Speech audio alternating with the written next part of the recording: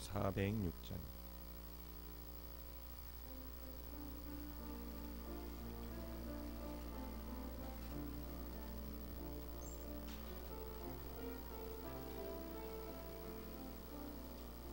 고난 내 영혼 편히 싣고 과 풍랑 일어도 안전한 포구 폭풍까지도 다스리시는 주의 영원한 빠르지해 주의 영원하신 팔 함께 하사 항상 나를 붙드시니 어느 곳에 가든지 요동하지 않음을 주의 팔을 의지함이라. 세상 친구들 나를 버려도 예수는 함께 동행함으로 주의 은혜가 충만하리니 주의 영원한 빠르지해 주의 영원하신 팔 함께 하사 항상 나를 붙드시리. 어느 곳에 가든지 요동하지 않음을 주의 팔을 의지함이라. 나의 믿음이 연약해져도 미리 예비하림을 주시며 위태할 때도 안보하시는 주의 영원한 빠르지해 주의 영원하신 팔 함께 하사 항상 나를 붙드시니 어느 곳에 가든지 요동하지 않음은 주의 팔을 의지함이라. 늙지 못한 것 주께 없으니 나의 이 생을 주께 맡기며 나의 모든 짐 대신 지시는 주의 영원한 빠르지해 주의 영원하신 팔 함께 하사 항상 나를 붙드시니 어느 곳에 가든지 요동하지 않음은 주의 팔을 의지함이라. 아멘. 사도신경으로 신앙 고백 드리도록 하겠습니다. 전능하사 천지를 만드신 하나님 아버지를 내가 믿사오며 그 외아들 우리 주 예수 그리스도를 믿사오니 이는 성령으로 잉태하사 동정녀 마리아에게 나시고 본디오 빌라도에게 고난을 받으사 십자가에 못 박혀 죽으시고 장사한 지 사흘 만에 죽은 자 가운데서 다시 살아나시며 하늘에 오르사 전능하신 하나님 우편에 앉아 계시다가 저리로서 산 자와 죽은 자를 심판하러 오시리라. 성령을 믿사오며 거룩한 공예와 성도가 서로 교통하는 것과 죄를 사하여 주시는 것과 몸이 다시 사는 것과 영원히 사는 것을 믿사옵나이다. 아멘. 오늘 함께 보신 말씀은 에스더 1장입니다. 에스더 1장 1절부터 22절까지 교독하도록 하겠습니다. 마지막 절은 같이 읽도록 하겠습니다. 이 일은 아하수로 왕 때에 있었던 일이니 아하수로는 인도로부터 구스까지 127지방을 다스리는 왕이라. 왕위에 있는 지 제3년에 그의 모든 지방관과 신하들을 위하여 잔치를 베푸니 바사와 메대의 장수와 각 지방의 귀족과 지방관들이 다 왕 앞에 있는지라.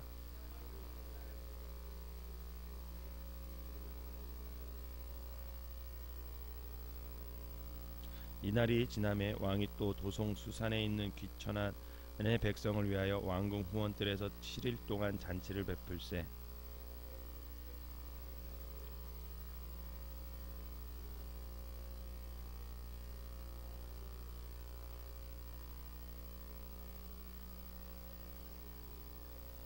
금잔으로 마시게 하니 잔의 모양이 각기 다르고 왕이 풍부하였으므로 어주가 흔히 없으며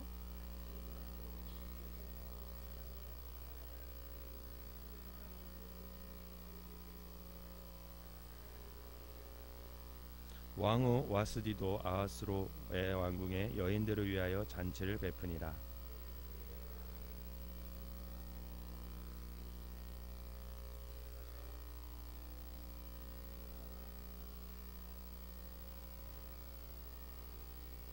왕후 와스디를 청하여 왕후의 관을 정제하고 왕 앞으로 나오게 하여 그의 아리따움을 뭇백성과 지방관들에게 보이게 하라 하니 이는 왕후의 용모가 보기에 좋음이라.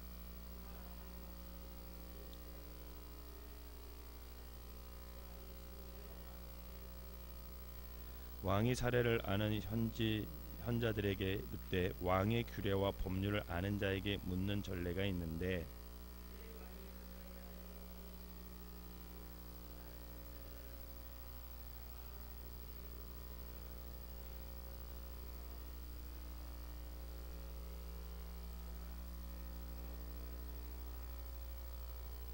왕후 와스디가 내시가 전하는 아하수로 왕의 명령을 따르지 아니하니 규례대로 하면 어떻게 처치할까?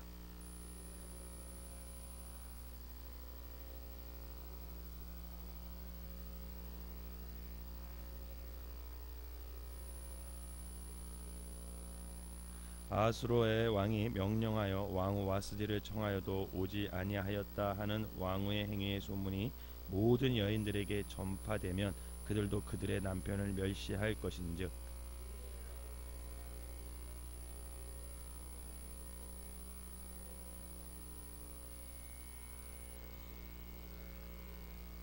왕이 만일 좋게 여기실진대 와스디가 다시는 왕 앞에 오지 못하게 하는 조서를 내리되 바사와 메대의 법률에 기록하여 변개함이 없게 하고 그 왕후의 자리를 그보다 나은 사람에게 주소서.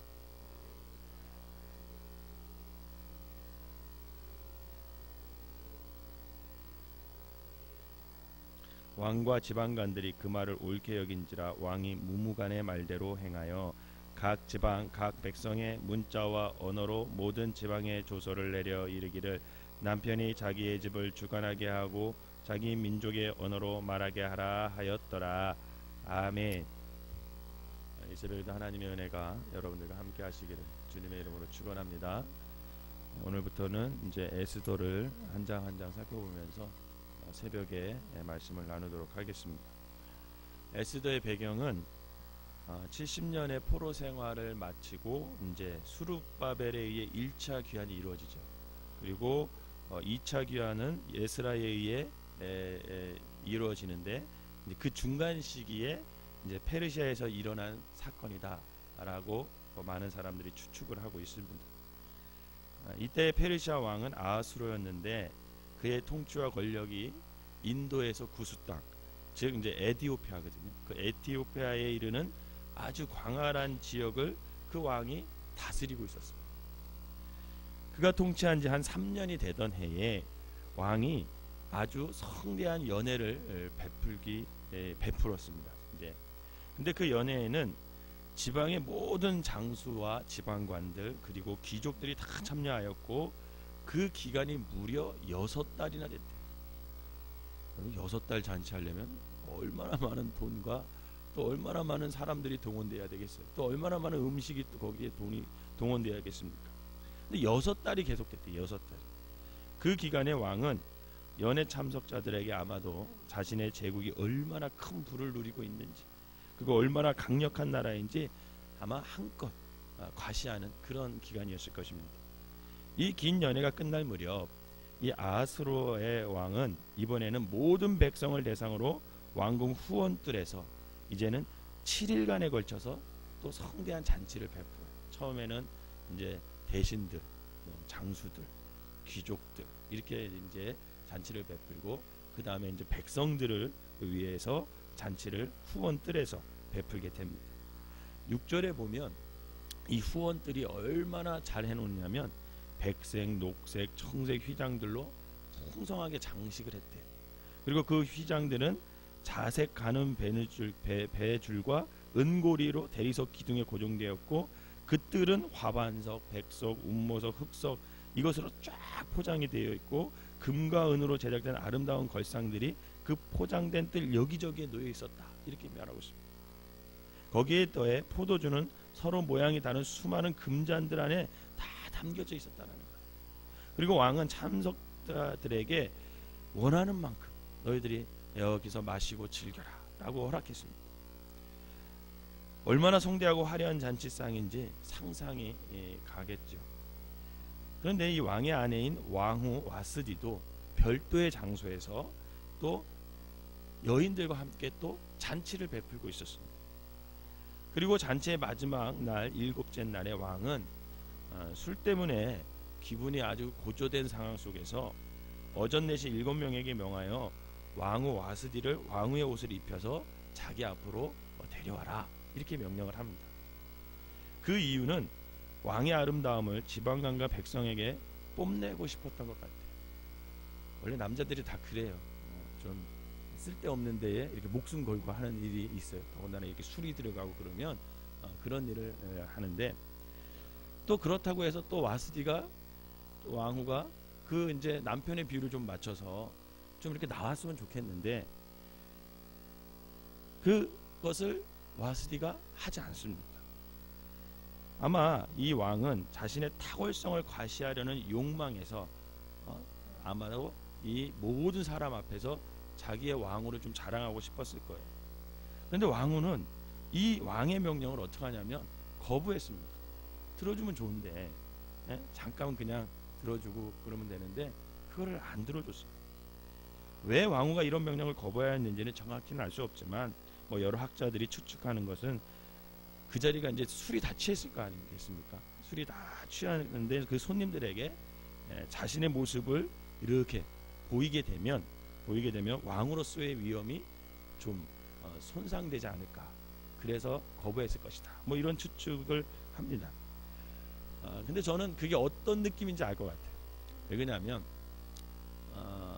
제가 이제 결혼을 했죠. 근데 저는 믿지 않는 가정에서 결혼을 했고 제 주변 친구들은 거의 그때 당시에 믿지 않는 친구들이었어요.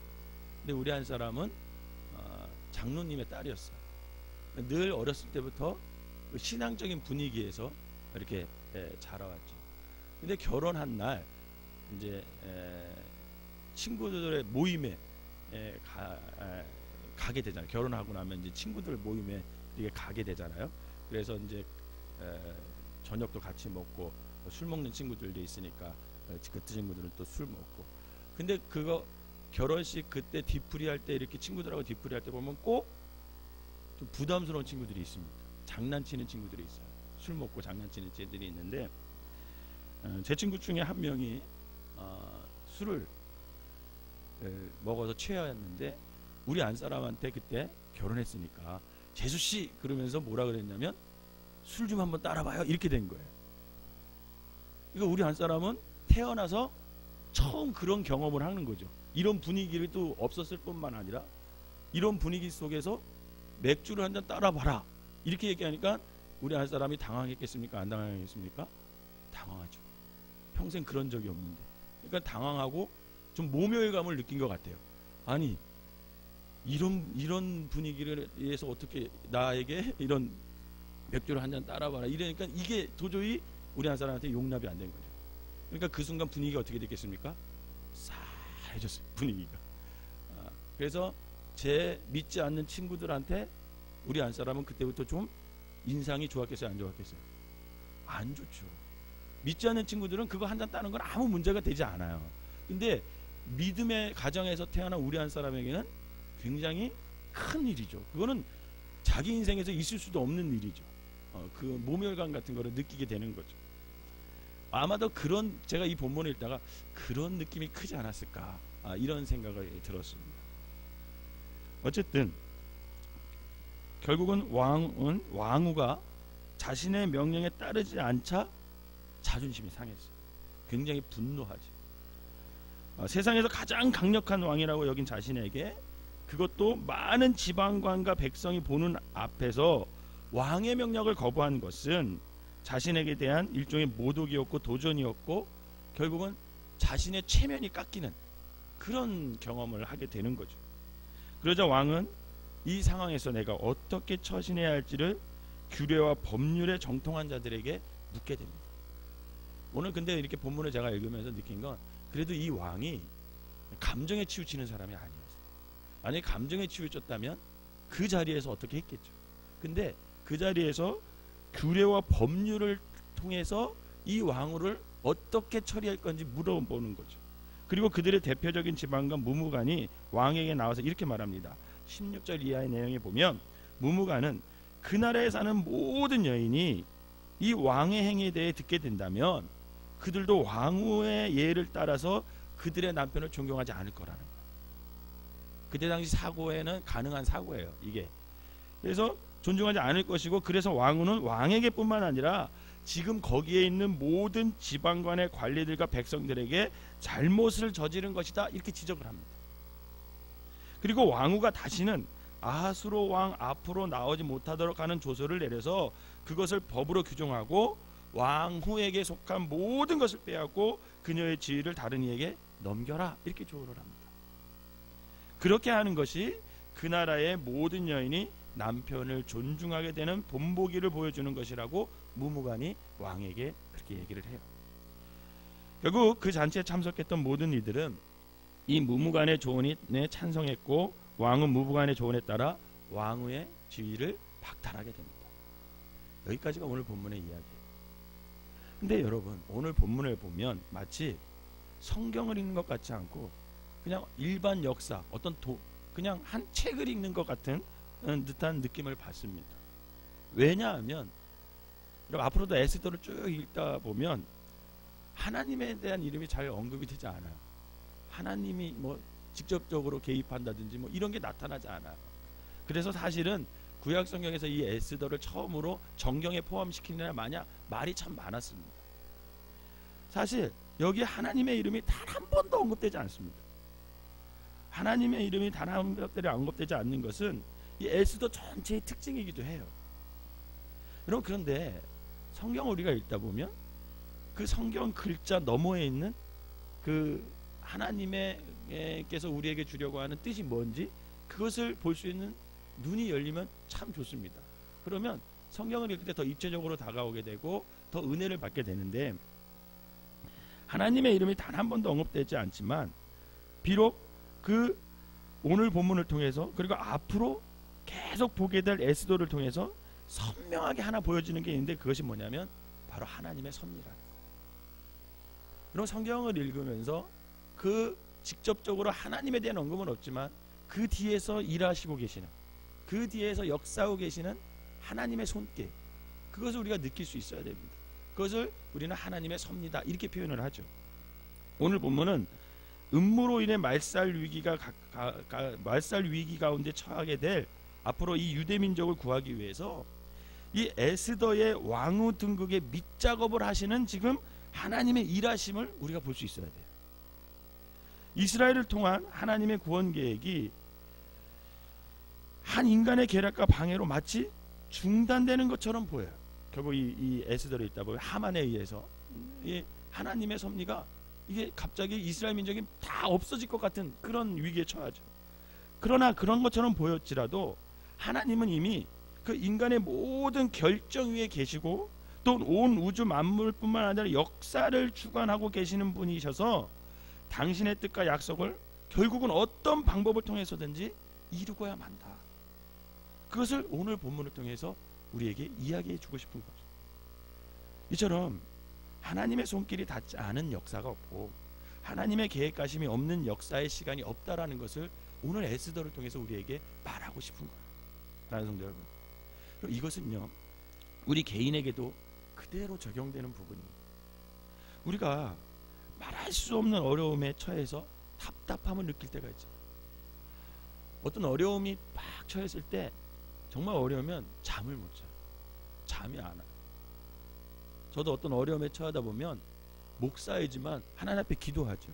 이 가운데서도 하나님의 손길을 좀 보여주시든지, 하나님의 어떤 좀 응답을 주셔서 마음의 평강을 좀 주시든지 기도하지만, 막상 기도하지만 또 집에서 잠을 자려면 잠이 안 오더라고요.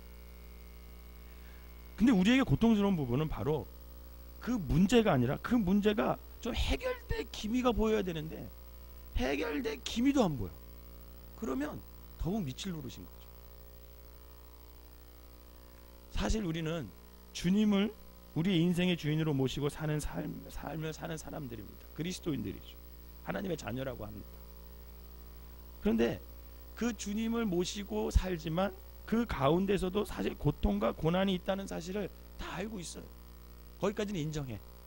예수를 믿어도 늘 복된 길만 가는 것이 아니라 어려움과 고난이 있어. 거기까지는 인정해. 그런데 여러분, 그 어려움과 고난 속에서 우리가 의미를 찾아보고 그래서 막 이겨보려고 하잖아요. 거기서 하나님의 섭리를 막 발견해 보고자 그렇게 노력하잖아요. 기도하는 가운데. 그런데 그럼에도 불구하고 마치 어느 순간 딱 기도하다 보면 너무 흑감kam해가지고 하나님이 이 고통과 고난의 문제 속에서 전혀 개입하지 않는 것 같은 느낌이 들 때가 있어요. 그래서 더 이상 이 고난과 고통의 시간이 어떤 하나님의 섭리를 찾는 그런 시간이 아니라 왜 나에게 이런, 그러면서 나에게 의미 없는 시간이 되는 것은 아닌가, 이런 불안함. 여러분, 그때가 사실은 가장 고통스러울 때. 당장 문제가 해결되지 않더라도 여러분, 만약에 하나님께서 나의 이 문제 속에서 개입하고 계시다는 어떤 사인을 느낄 수 있다면, 여러분, 우리는 그 고난 속에서 의미를 찾을 수가 있잖아요.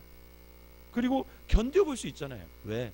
분명히 하나님이 개입하시다고 하는 그것을 내가 믿기 때문에 그 어둠 속에서, 그 고난 속에서 견딜 수가 있습니다. 그런데 오늘 본문을 통해서도 볼 수 있지만 성경을 통해 하나님께서 때로는 그 고난과 고통 속에서 전혀 개입하지 않는 것 같은 그런 느낌이 들 때가 있다라는 거죠. 그런데 여러분, 그 순간에도 결국 우리가 한 가지 잃어버리지 말아야 할 믿음이 하나 있다면, 여러분, 그 순간에도 하나님의 섭리가 계속 진행되고 있다는 것을 여러분 믿으시기를 바랍니다. 성경을 통해 하나님께서 우리에게 지속적으로 보여주는 한 사실이 있어요. 그것은 하나님은 우리가 인식하지 못하고 느끼지 못하는 그 순간에도 우리를 지키고 보호해 주시겠다는 그 신실한 약속을 이루기 위해서 지금도 여전히 일하고 계시다라는 것입니다. 여러분, 이 믿음이 있으시기를 바랍니다. 그러므로 분명히 우리가 기억해야 할 것은 하나님께서 우리의 인생 역사를 잡고 계시기 때문에 우리의 1분 1초도 여러분 무의미한 시간이 없습니다. 우리가 겪는 어떤 일도 그냥 쓸모없이 버려지는 무의미한 일들이 하나도 없다라는 거예요. 비록 지금은 내가 이해하지 못해 답답하고 아픔이 있다 할지라도 그 주님의 섭리를 믿고 그 주님께 우리의 삶과 문제와 통치권을 내어드린다면 분명히 하나님께서 그 일을 통해 협력하여 선을 이루고 가실 것임을 여러분, 우리는 결국은 믿음을 통해서 그것을 볼 수 있다라는 것이죠. 그리고 언젠가는 나를 위해서 일하신 그 하나님의 놀라운 섭리에 우리가 감사함으로, 기쁨으로 고백하게 될 것이다라는 거예요. 오늘 이 새벽에 혹 어려운 삶을 살고 계시든지 어떤 문제에 봉착하고 계시든지, 그게 뭐 관계의 문제라든지 물질의 문제라든지 죄의 문제라든지, 여러분 그 가운데서도 여러분 소망을 잃지 마시기를 바랍니다. 어두운 것 같지만, 길이 보이는 것 같지 않지만 하나님께서는 그 뒤에서 하나님의 섭리를 통해서 우리를 통해 길을 열어주실 것이고 우리를 하나님의 백성으로 사랑하여 주신다는 것을 여러분 믿으시기를 바랍니다. 바라기는 오늘 하루의 삶을 통해 주님께 온전한 삶을 내어드리고 나를 이끄시는 그 주님의 강한 손을 경험하는 귀한 한 날이 되시기를 주님의 이름으로 축원합니다. 기도하겠습니다. 사랑과 은혜가 충만하신 하나님, 하나님은 우리의 느낌이나 인정함에 관계없이 온 인류의 역사와 한 개인의 삶 전체를 다스리고 계신 분임을 오늘 이 주님의 말씀을 통해 다시 한번 확인하게 하여 주시니 감사를 드립니다. 사랑과 은혜가 충만하신 하나님, 지금 우리의 모습이 어떠하든지 주님의 섭리를 느끼지 못해 너무나 답답한 상황에 있을지라도 주님이 우리를 붙들고 계시며 우리를 위해 일하고 계심을 잊지 않게 하여 주시옵소서. 그래서 그 주님을 믿음으로 붙들고 바라봄으로 언젠가 때가 되어 주님이 어떻게 나의 삶을 이끌어 오시고 섭리해 오셨는지 믿음을 고백할 수 있는 귀한 성도들이 되게 하여 주시고, 오늘의 삶도 온전히 주님의 손에 붙들리게 하여 주셔서 아버지 그 주님의 섭리 속에서 아버지 그 뜻대로 우리가 순종하며 나아갈 수 있는 귀한 성도들 되게 하여 주시옵소서.